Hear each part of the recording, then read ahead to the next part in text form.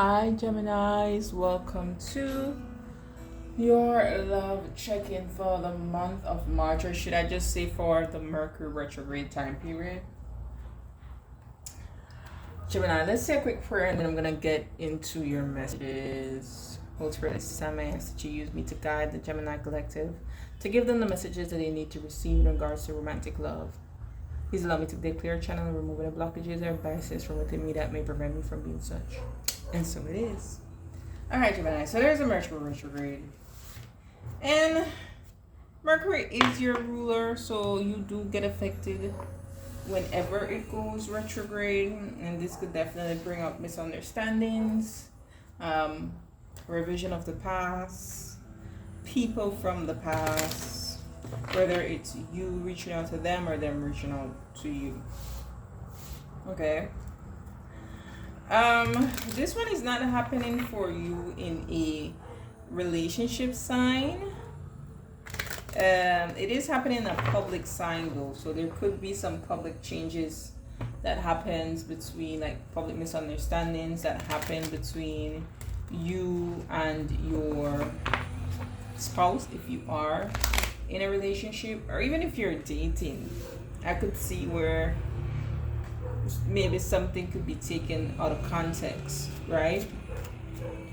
There is a Mars-Uranus square that is at its peak today. I'm recording this on the SOS, act with urgency. That is happening today, February 27th. And so that's happening between your 12th house and your 9th house, okay? So this could be around belief systems for you, conditioning. I feel for you all because Mars is in your 9th house. And this is a last in a lifetime transit because Uranus is going to move out of Saurus into your first house in April. I feel for you all something finally clicks mentally, and that allows you to cut out an unhealthy habit, belief system, even if it was something like traditional or cultural. If it doesn't fit and align with who you are anymore, you're going to be shocking people, you're going to be shocking yourself with this, okay? And that could somehow apply to love, especially if you're in spaces where what you're doing doesn't really align with what it is that you're worth. You know, the ruler of your 7th house is still retrograde there in your 2nd house, so you're reviewing your sense of self-worth, you're reviewing the things that you have, the things that were given to you from family, and that could even be, you know, your sense of self-worth. Okay, all right, let's get into it for Gemini, please, for the month of March in love. Gemini's placement, Sun, Moon, Rising, Venus.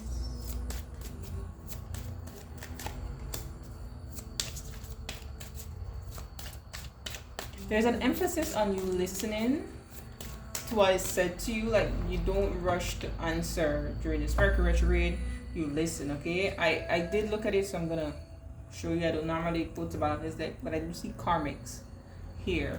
Okay, so there could be some lessons that you need to learn. Yeah.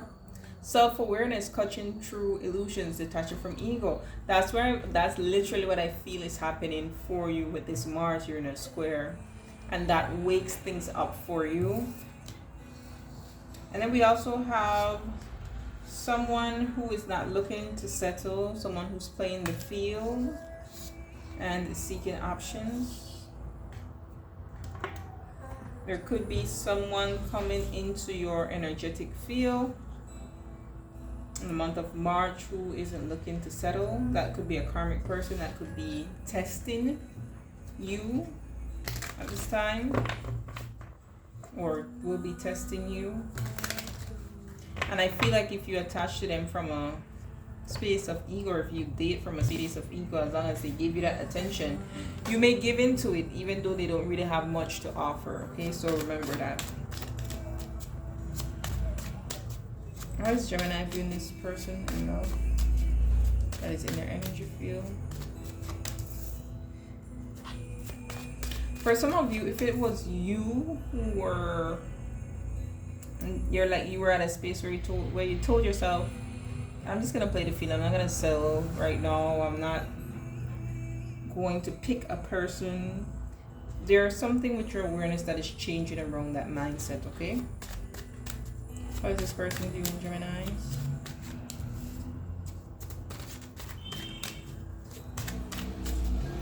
I am feeling like someone literally, I have never had this before in a reading. I am feeling and seeing with my mind's eye someone putting their hand in my chest and literally holding my heart, and the heart is glowing. I think I've seen that on an imagery somewhere before. What happened in between the past between Gemini and this person? So some of you could be having heart chakra awakenings, or someone that you're connected to could be having heart chakra awakenings. What's the communication between Gemini and this person? In their energetic field.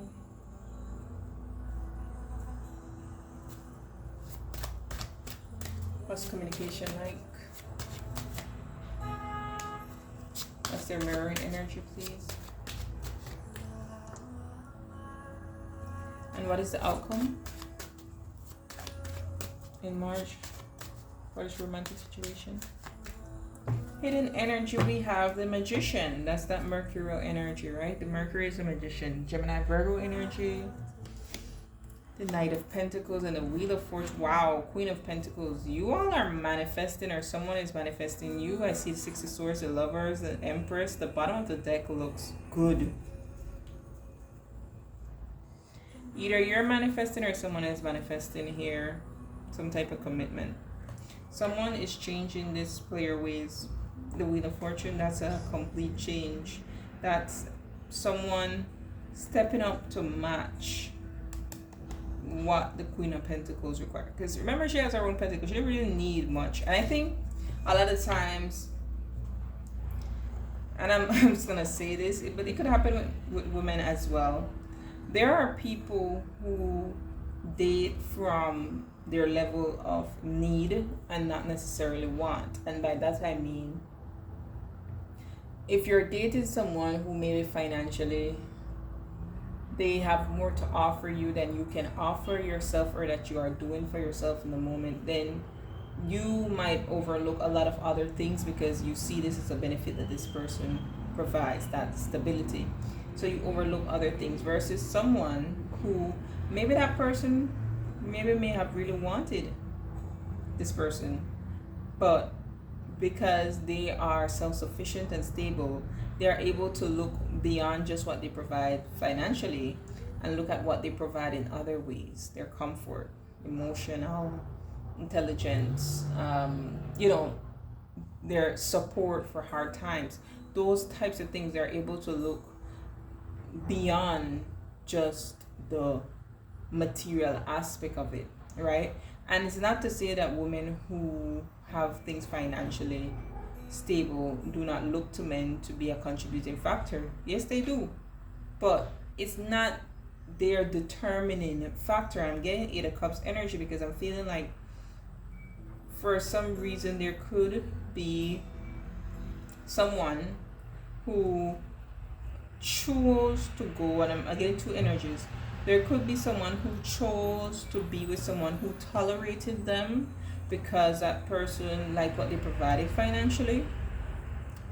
And then there could also be some of you here who, you're not going to settle because you can provide for yourself, and so you don't have to negotiate. There's a lot here on the value system, how you value yourself, the second house energy.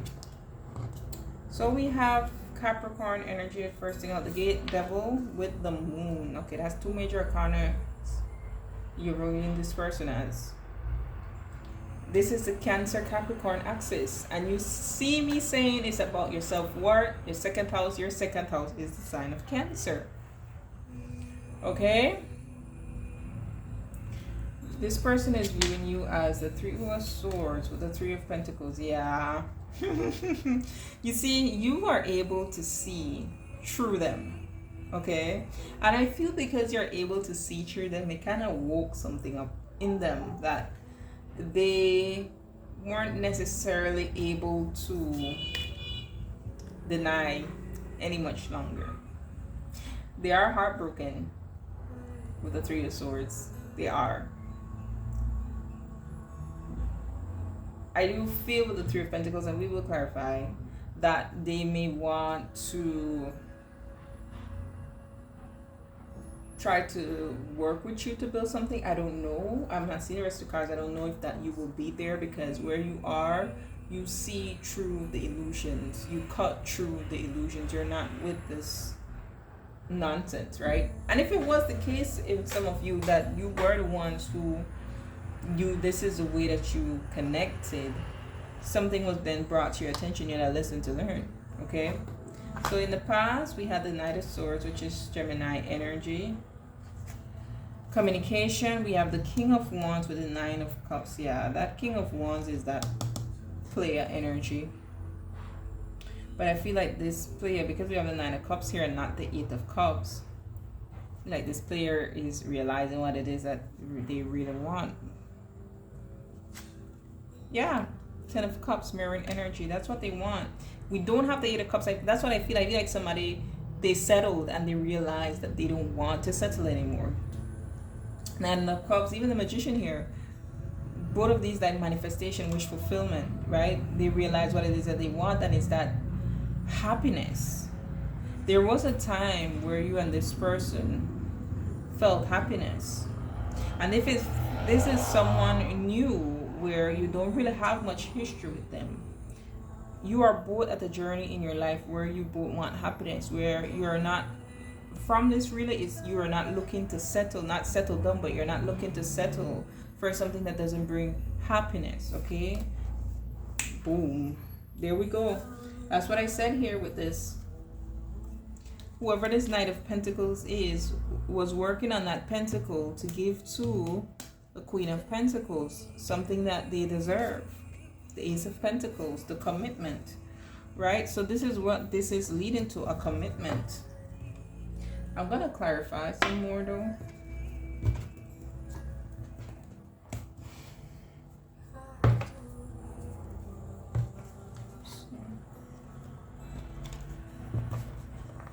For some of you, this person was with someone for whatever unfulfilling reasons, and then it's like they got a taste of what love should feel like or be like, and that awakened something, or this was you who experienced it. Okay, I think we are having a mixed bag here. That's why I can't really land the energy on one side. So more about the Devil as to how Gemini is viewing this person.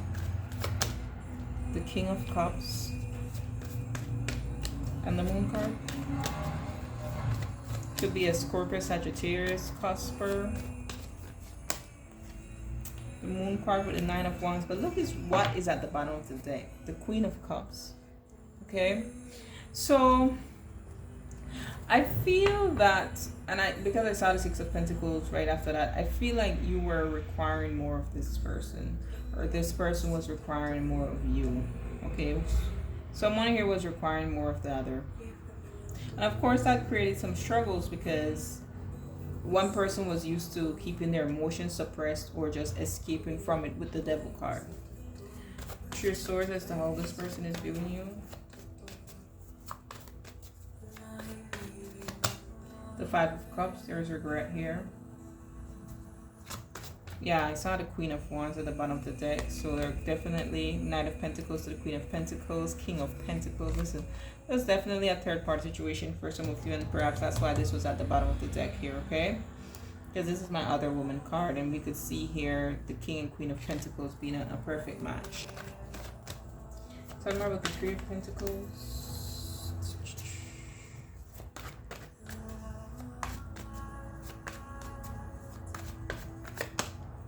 The Four of Pentacles. Something here about money or someone holding back out of pride. Let me get one more on the Three and Four of Pentacles.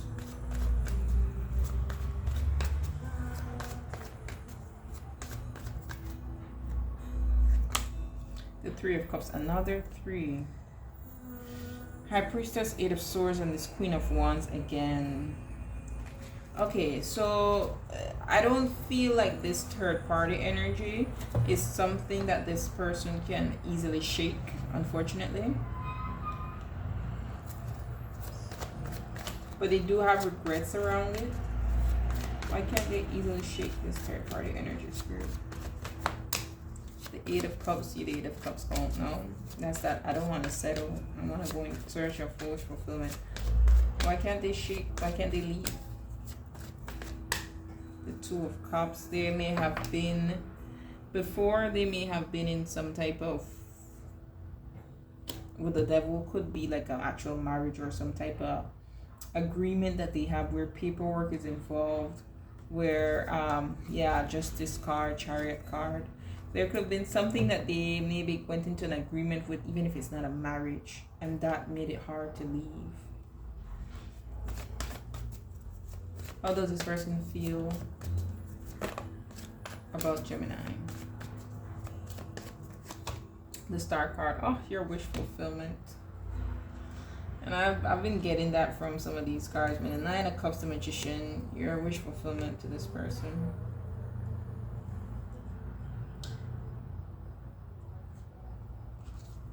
For some of you, this isn't necessarily a third party situation where the person put you and another in a third party.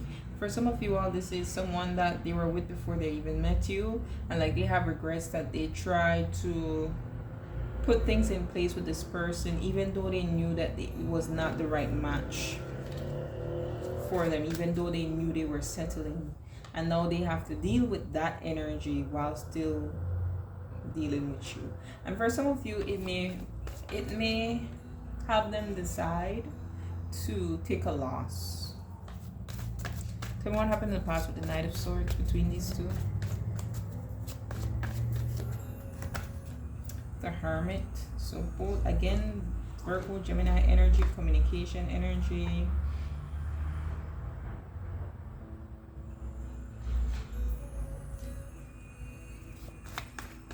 A conversation, a mature conversation was had between you and this person. That shifted someone's perspective to what, Spirit? The High Priestess, to cut through to the illusion. Because this is like seen on a deeper level. And that was definitely the divine intervention that was needed, yeah, to a Swords judgment to make a higher level decision, whereas before they were blocked off from it mentally. Tell me more about the communication with the King of Wands and the Nine of Cups.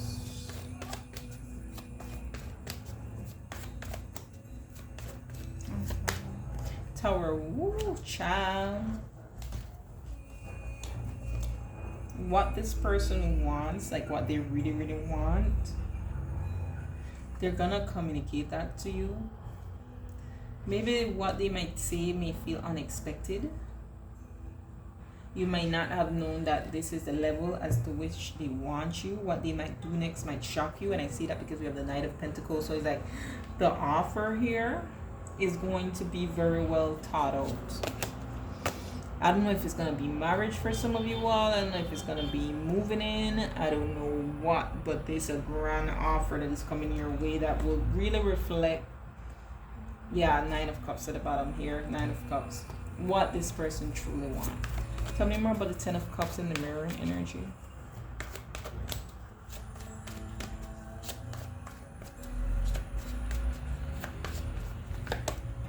Three of Pentacles. Three of Pentacles. So there, some of you all, because I do see Three of Pentacles as my co-parenting card. Some of you all, it could be a blended family situation. But like I was saying with the Three of Pentacles, this person wants to build something, or in some cases, if this is a past person for some of you, rebuild something. Okay, with the Moon, the Death card, and the Fool, three major arcana, this person is definitely allowing themselves to go through that ego debt. They're detaching from that ego with the Moon card, whatever was hidden in their feelings before. With the Fool card, they're taking a leap of faith to really express how they feel. So what are they getting? What is the collective getting with this Ace of Pentacles and the outcome?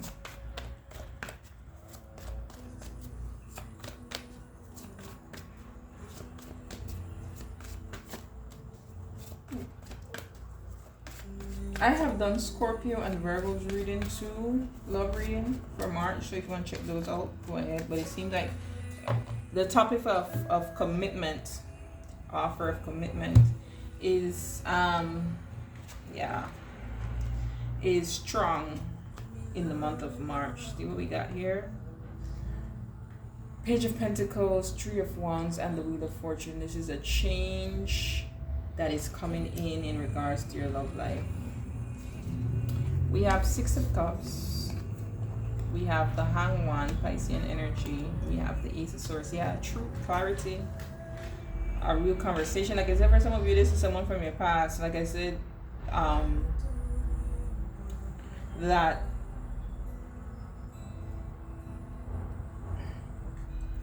they're kind of stuck. Hanged One energy. They're kind of stuck on what it is that they want because they have seen the light. The Hanged One is, you see things from any perspective. They've seen the light in how something is supposed to feel, or that memory with the Six of Cups is triggered somehow. For those of you who this is a new person, but like I said, they have people from their past that they're kind of tied up in for whatever reason. I mean, we're adults, this is life, right? Because I'm not doing this for kids. This person has had a, what you call it, that thing that I said, like you reach it and touch the heart. It's like it triggered past life memories. Like, I felt this before type energy with the Six of Cups. It's like their inner child feels loved.